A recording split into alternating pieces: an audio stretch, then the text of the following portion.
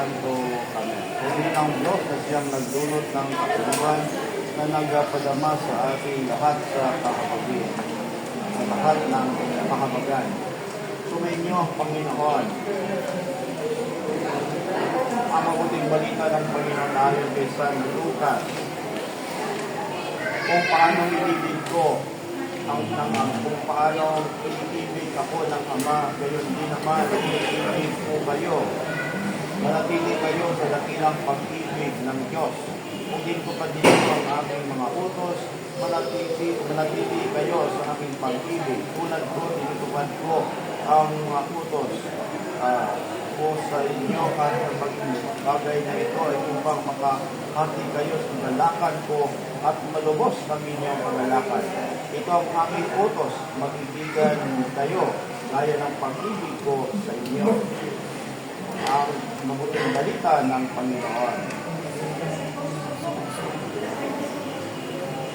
Ayon sa magandang balak ng kanyang pagkalinga, binigyan ng Diyos ng kapangyarihan Ama ng kalaking kahulugan ng kasaysayan ng kaligtasan, ang pag-ibig, katapatan sa isa't isa.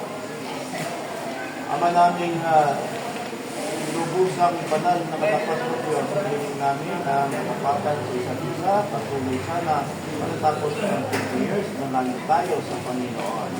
Panginoon, binigyan mo kami. Sa iyong paghingap, niloob kong maging daan ang lahat sa tunay na karanasan ng tao upang mahakay ang pananampalatayang makibahagi sa misteryo ni Kristo. Pagkalooban mo ang mag-asawa ng iyong pagmamahal ng Panginoon. Gabayan mo sila lagi, proteksyonan mo sila lagi. Sana po sa kailang pag-iwan ngayon ng 50 years sa kailang pagkasama din ng mag-asawa, pagpalain mo sila at nandungan mo ang iyong mga biyaya para sa kanya. Langit tayo sa Panginoon. Panginoon, hindi mo kami. Kasi natin ang Ama namin.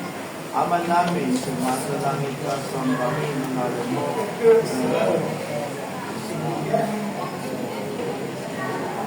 Kakanin araw-araw.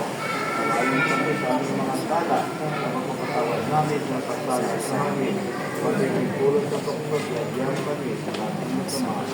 Diyos na makapangyarihan na walang hanggan, taas mo at binigyang daman aking